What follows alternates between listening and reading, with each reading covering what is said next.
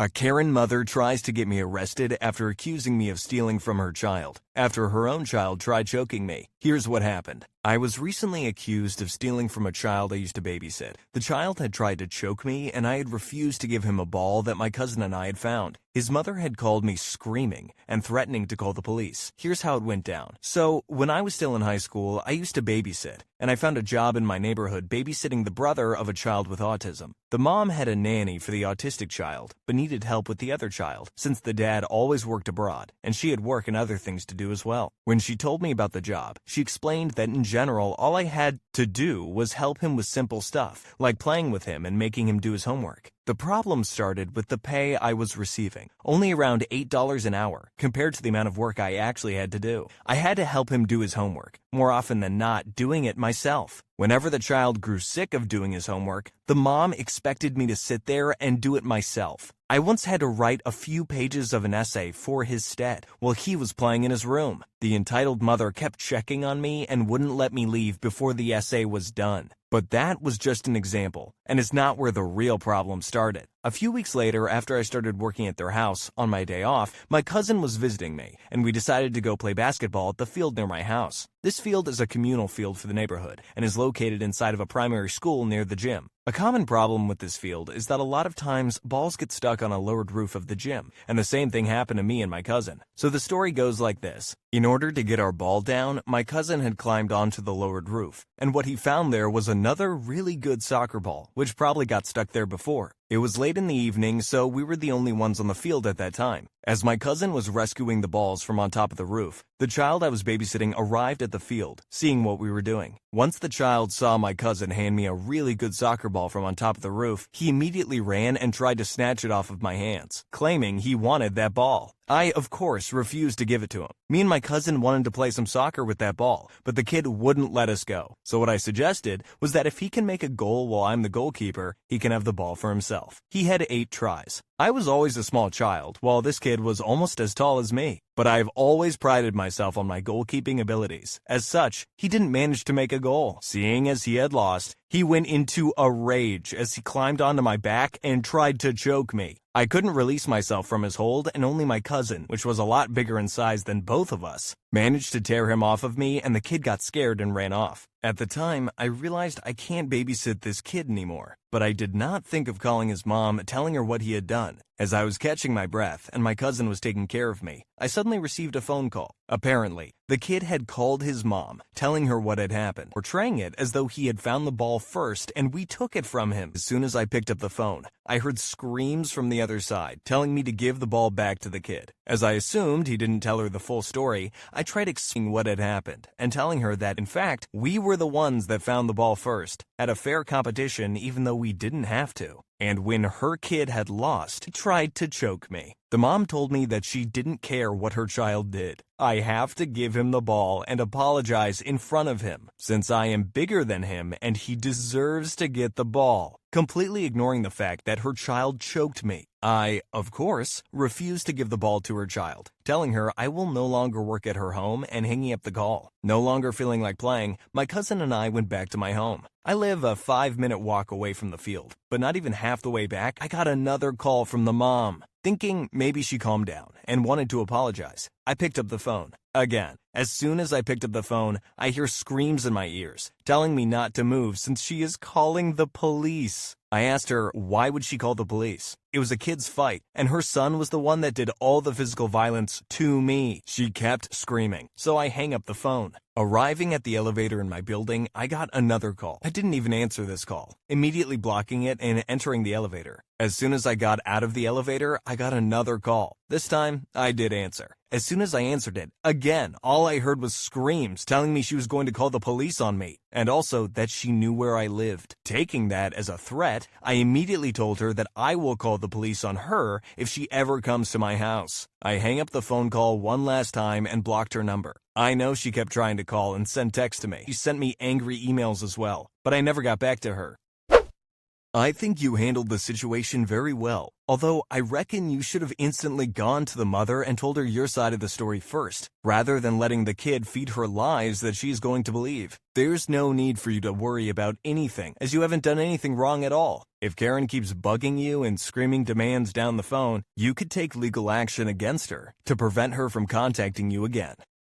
Ex cheated on me and falsely accused me of fondling, so I exposed her to everyone she knew. In late May 2016, I asked my crush, Kate, of 3 years out on a coffee date. 3 dates later, we made things official. For the next 7 months, our relationship felt true. We clicked on so many interests, so we hardly ever disagreed on anything. We were very open with each other, which led to an incredible sex life. We both had good jobs, so we had money to spoil one another, and our families were both enthusiastic about our relationship. In January 2017, I was accepted into my country's Armed Forces Reserve program as a combat engineer. I underwent basic training from February to late April, and was, up until then, the hardest thing I had ever done. There were several times I thought I wouldn't graduate, and the only thing that kept me going was Kate's words of encouragement over texts and calls. She was there when I received my BTC certificate, and never let me forget how proud she was of me. As part of my job in the reserves, I would have to go away in the summer for advanced training, between early June to late August. Kate fully supported me going 400 kilometers away to the training center and spending almost our entire summer break on work to further my military career. The summer was brutal on me. I was a social outcast from every clique that formed on our course, and was the butt of several jokes. My self-esteem plummeted through the floor, but Kate's belief in me was what made me prevail. I passed as 5th best on course, and I owed it all to her. Things between us started to sour after returning home. According to her, I wasn't as spontaneous and outgoing as before I went away. I was dismissive, took small jabs and jokes as personal insults, and would rather stay in, watch movies, and have sex instead of going out. Unbeknownst to both of us, I had developed some nasty social anxiety due to the events of the summer, and it started affecting our relationship. Nearing our 2-year anniversary in 2018, we got into a heated argument over a small misunderstanding, and subsequently broke up. I was incredibly distraught before she texted me 3 days later and said she wanted to try and fix things. I didn't see her for 3 weeks, but we kept in touch every day, slowly mending things. When we officially got back together, nothing felt the same. Every time I talked with her, it was as if I was walking on eggshells, and it only worsened my anxiety, which in turn hurt our already damaged relationship. Then things finally came to a head at the end of July. While in school, had met a dude named John. She saw in John what she used to see in me, and they quickly became very close friends. He consoled her through our breakup, and every little time I messed up afterwards. For the record, I knew of John, but never thought Kate would ever do anything with him. One night after work, planned for me to stay the night at Kate's place. I arrived to see the two of them chilling on the living room couch. Kate said that John had dropped by for a spontaneous visit. After John left, she became cold and distant, slowly accepted that our relationship was dead, and asked her how things were between us. She echoed my thoughts, and we agreed to break up the next day. She said I could stay the night one last time, seeing how it was late and she was still worryful of me. From there on until she fell asleep, Kate became uncharacteristically glued to and protective of her phone. In the past, she wouldn't care if I had glanced over to catch her and her friends texting about whatever, but now she did her best to hide the screen from me. I asked her about it, and she said it was private stuff, which only raised more questions. After she fell asleep, curiosity got the better of me. I unlocked her phone and found hundreds of messages between her and John. Messages about how she was now single, how exciting it was that they could now be a couple in public, and laughing at me about every little thing I did. I quietly sobbed as I read through each hurtful text. My crying wasn't as quiet as I thought. Kate stirred, and once she realized what I was doing, she threw a fit. I couldn't find the anger or words to combat her, so I just grabbed my stuff and left, with Kate shouting and yelling at me the whole time. It was late in the morning when I got home. I just broke down and ugly cried all night. I called in sick from work the next day and spent it sulking in my bed. The day after, I got several angry texts from Kate's friends and family. In a bid to save her image and denounce anything I might say about her, she told anyone she knew that I had forced myself upon her that night, in one last attempt to get some before we broke up. and left after the deed was done. Though what I had done was scarring, she refused to press charges because she didn't want to make a circus of her life in court, and was the bigger person by doing so. I spent the next few months in fear that her allegation would have me discharged from the army and my image forever tarnished, but nothing ever happened. 5 months afterwards, Kate DM'd me. After pleasantries, she basically apologized for the whole thing and actually admitted to faking it, though she would never publicly admit it to save her own reputation. This angered me, but I kept cool. I screenshotted the texts and continued talking with her. Over the next 3 months, she entered into a cycle of events as follows. Complain about a current life situation, usually about John screwing up in their relationship in one way or another, and asking for advice. Lamenting our relationship, how I never screwed up like John did, how she wished we could go back to the way things were, blah, blah, blah. Ignoring me because John finally pulled his head out of his ass, did some huge romantic gesture, and saved their relationship. Going on a smear campaign on social media about our relationship, employing her friends for help, knowing in full that I would see it all and trying to bait me into an argument. It would work. She would try to turn the argument around and paint me as the bad guy, and then block me for about a month before repeating the cycle. This happened 3 times like clockwork and always left me burnt out and broken, but a part of me wanted it to happen. Each time it did, I took screenshots of every damning thing she did. I had a full SD card of everything I compiled before I finally decided it was time. Making several picture copies of the worst text messages I caught, I bought several manila envelopes and mailed them to everyone I thought would matter to Kate. Her parents, grandparents, extended family she was super close with, best friends, work boss, coworkers, teachers, whoever I could find a mailing address for. I made sure that anyone getting the envelope would know that the texts were between me and Kate and sent them off. Within 3 weeks, I got results. Some of the people who messaged me to shame and insult me before now apologized for their words. My favorite was from her own parents, who went on to say that they were deeply sorry about their daughter's behavior, how they raised her to be better than how she acted, and to please not pursue any legal actions. I told them I'd think about it, and that they'd be the first to know, besides Kate, if I did. Kate sent me some texts as well, with things like, "How could you betray my trust like that?" Or, "You ruined my life, you bastard." I didn't reply. I just read every angry text that flew in with a satisfied grin and then blocked her when they stopped. I never fully found out how badly her life was affected by my revenge, but I do know that she dropped out of school and no longer has a job. I hope John was worth it. It's no wonder you're in pain. I can't imagine what it would be like to find out the love of your life is cheating on you. You deserve much better. I'm glad you used this hate and channeled it towards getting revenge rather than forcing yourself into a period of depression. You did a very brave thing by sending out those texts to her family and friends. I can't believe she tried to blame everything on you, as she wasn't ready to accept she was in the wrong. I hope it helped them see what was really going on and how manipulative she could be. Maybe now she can get some help from her loved ones who will help put her back on the right path. As for you, I wish you the best with your career and hope you find someone perfect for you to fall in love with.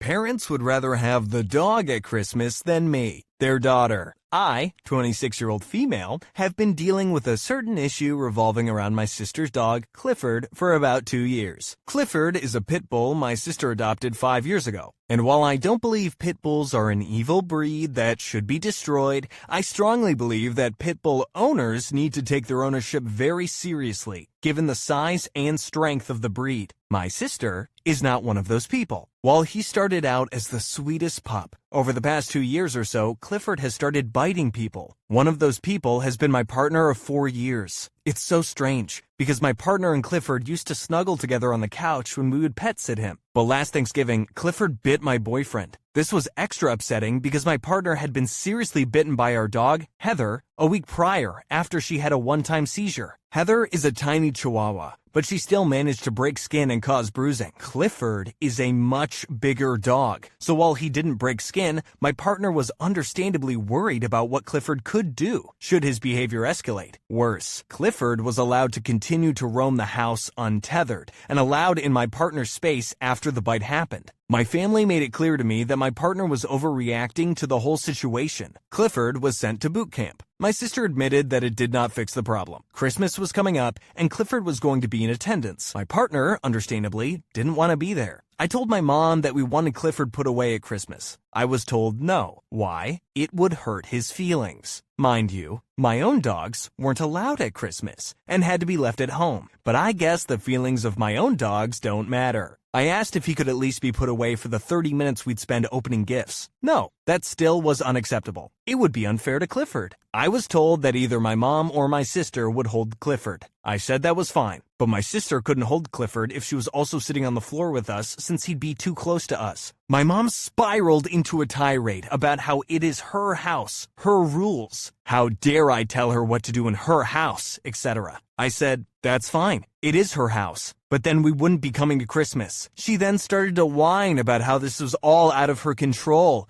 She was just being the middleman, trying to make me and my sister happy, and neither of us would compromise. I, the clever girl that I am, complained to Grandma. A deal was struck where Grandma would hold Clifford during the opening of presents. We attended Christmas, and Clifford bit my partner. Again, he didn't break skin, but it was surreal watching it happen. Right before the bite, Clifford's eyes went black like shark eyes, as if his soul left his body. I'm not a dog behaviorist, but I'm fairly certain that is a sign of a fairly significant problem. Fast forward to this Thanksgiving. Clifford was in attendance. My partner chose not to attend. I got to listen to my family complain about how my partner was overreacting and they weren't going to buy him gifts next year if he didn't come to Christmas. And him being anxious around Clifford was just going to make Clifford bite him again, so he needed to get over himself. My sister had discovered that having guests bribe Clifford with cheese made him not bite them, so they would just have my partner feed him cheese and keep cheese in his pocket. My brother's friend was visiting, and she did the cheese thing. And see, he wasn't biting my brother's friend, except he snapped at her, shark-eyed again, after he got overstimulated. So I'm not convinced that the cheese had actually solved what is clearly a much deeper issue. There was one glimmer of hope, however, that made me believe the tides might be turning. This year, my dogs are allowed at Christmas, but Heather, being a three-legged chihuahua, made it unwise to have her around Clifford, who had also become aggressive around new dogs in recent years. The plan was to keep her in the loft above the living room, separated from the rest of the house and dogs with a baby gate. My sister said that wouldn't work, because Clifford would just jump the baby gate. Shockingly, my mom told her that they would just keep Clifford in the basement, to which my sister grumbled about how she lived 4 hours away and I only lived an hour away, so I shouldn't even bring my dogs and just pay for a pet sitter. She said that she was warning us about her dog, and if something bad happened, then it wasn't her fault. My mom doubled down and said Clifford would be put in the basement if he caused a problem.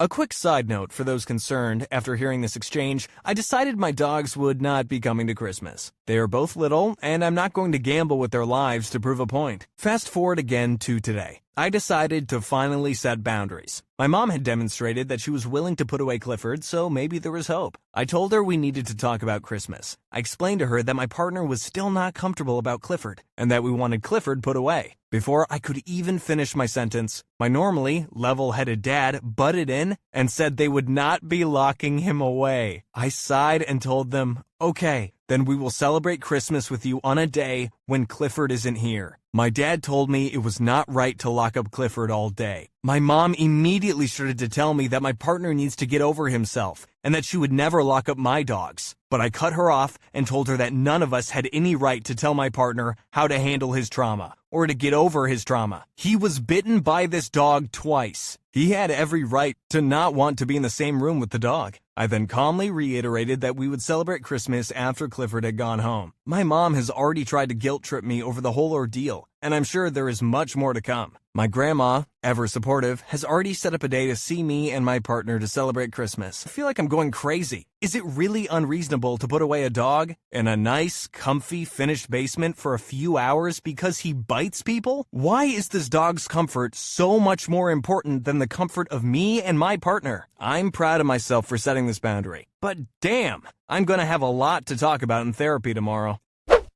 Your partner is lucky to have such a supportive partner like you. I think it's really admirable that you made this decision and stuck to it, even though it meant you wouldn't be spending time with your family on the day of Christmas. It sounds like your grandma has always been there for you, so I'm glad she can still come over and spend Christmas with the two of you. Your family really needs to be more understanding when it comes to your partner's emotions. If a dog had bit me twice, I would not want to see that thing ever again, so I can completely get why he doesn't want to be in the same house as Clifford. It's ridiculous that they wouldn't make a simple sacrifice for you and your partner so that you could all spend Christmas mess together. I hope your sister goes to get Clifford checked out, because it seems like it could just be a matter of time before he causes a serious accident.